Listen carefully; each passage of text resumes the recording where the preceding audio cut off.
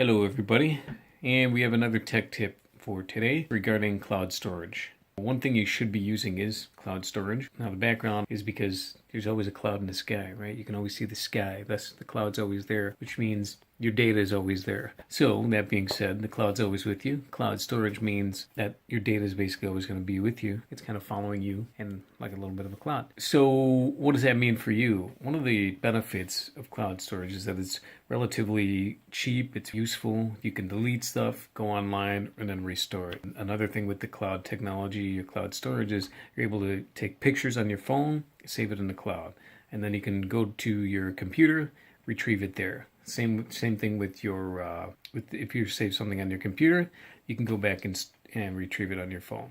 So there's a lot of things you can do with cloud storage, and if you're not using it, you probably should. So that's our tech tip for today.